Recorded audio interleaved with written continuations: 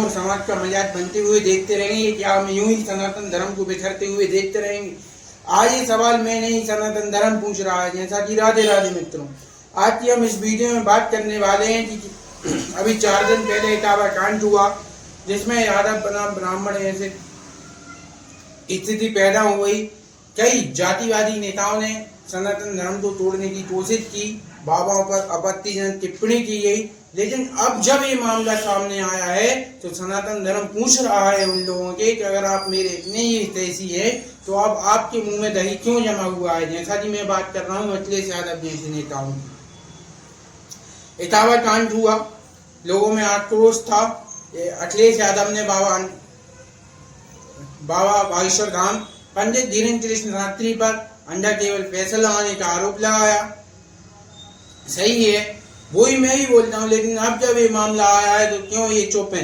क्योंकि ये किसी पादरी का मामला है, क्योंकि ये किसी अन्य धर्म से जुड़ा हुआ मामला है। जैसा कि मैं बात कर रहा हूँ यूपी के बलरामपुर के रहने वाले एक मुस्लिम व्यक्ति की, जिसने हिंदू पद्धति द्वारा बनाए गए आश्रम से जबरन धर्म परिवर्तन का रैकेट चलाया। विदेशी फंडिंग के आधार पर विदेशों से जो पैसा दिया गया कि जो सनातन में है ये तो टारगेट करो, ज्यादा से ज्यादा ईसाई और मुस्लिम धर्म फैलाओ।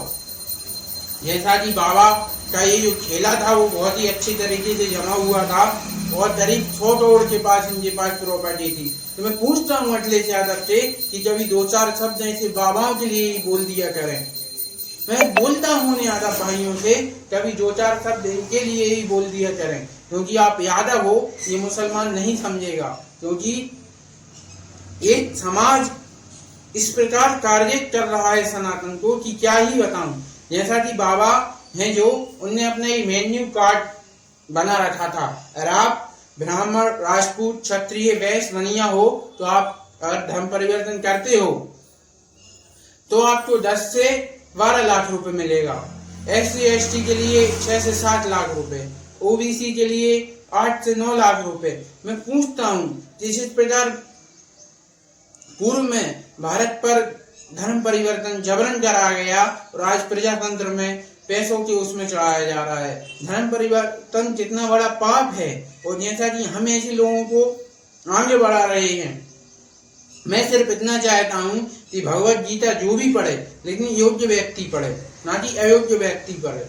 जैसा कि अभी ये हैं, आज ये मुस्लिम व्यक्ति हैं, वे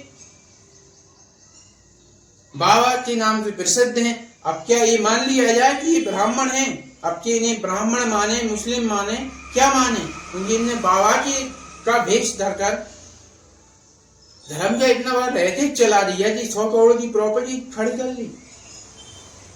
और मैं पूछता हूँ, ऐसे कौन से बाबा होंगे जिनकी 60-65 साल में भी रखेल होगी? और हम और आप इसी में बीते हुए हैं कि हम जाट हैं, हम गुर्जर हैं, हम क्षत्रिय हैं। मैं पूछता हूँ, अगर ऐसे ही बाबा देश में रहे तो क्या आप जाट, गुर्जर, क्षत्रिय, ब्राह्मण रह पाएंगे? मैं पूछता हूँ उन लोगों से जो जात की राजनीति करते हैं, आपस में लड़ाते हैं, सनातन धर्म में जात के आधार पर तोड़ने की कोशिश करते हैं। यह धर्म की परिवर्तन होता रहा तो क्या आपकी जनसंख्या बचेगी? फिर आप बोल पाओगे मैं जाट हूँ?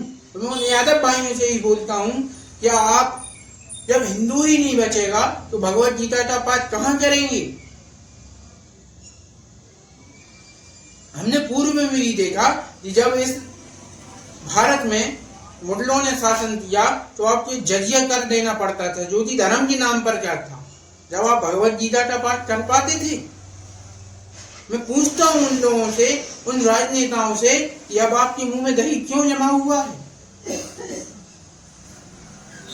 क्या आपको सनातन को आपस लड़ाने में ही, आपसी में लड़ाने में ही फायदा आता है? मैं पूछता हूँ उन लोगों से कि आप बाबा के अंदर केवल पैसा देखते हैं, लेकिन यहाँ तो राम को ही गाली देकर राम के ही धर्म से 100 करोड़ की प्रॉपर्टी बना ली गई। क्या आपका इनके साथ ऐसा भाईचारा है?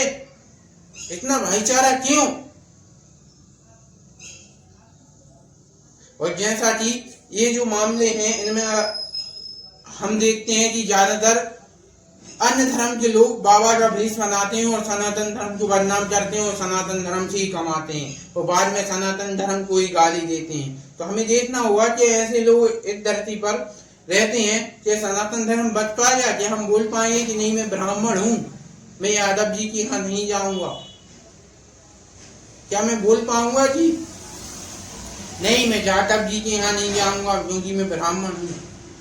जब धर्म ही नहीं बचेगा, भगवत गीता ही नहीं बचेगी, भगवत गीता का पाठ कराने वाले ही नहीं बचेंगे, तो आप करोगे कहाँ? या जिस प्रकार पूर्व में आपके बाप दादों ने राम का नाम तो लेते थे लेकिन मन में लेते थे, जब तक नहीं आने देते थे वो लोग, क्या इस प्रकार की स्थिति आप लोग लाना चाहते हो? आज सनातन धर्म का दिनों दिन क्षीण हो रहा है, दिनों दिन एक तो वीडियो बनाई जा रही है। मैं उन समस्त यूट्यूबरों से पूछना चाहता हूँ, क्या सनातन धर्म को स्पोर्ट किया जा सकता है? मुस्लिम धर्म को नहीं, ईसाई धर्म को नहीं, और किसी धर्म को स्पोर्ट क्यों नहीं किया जा सकता है? क्योंकि इस्लाम धर्म में भी मुझे हजारों बुराइयां दिखती हैं, ईसाई धर्म में भी मुझे हजारों पाखंडवाद दिखता है। आप जैसा मुस्लिम धर्म की बात करो तो मुस्लिम धर्म में तो क्या ही बताऊं मैं। ईसाई धर्म की बात करो तो उनका ये कहना है कि हमारे भगवान ने पानी को वाइन बना दिया। ये पाखंडवाद नहीं है क्या? सनातन धर्म में ही क्यों पाखंडवाद है? सनातन धर्म में पाखंडवाद है और किस प्रकार का पाखंडवाद है? जो भी हुआ है वो लिखा है व्यवस्थित, लेकिन क्या कोई आदमी पानी से दारू बना सकता है? क्या बना सकता है? वाइन बना सकता है?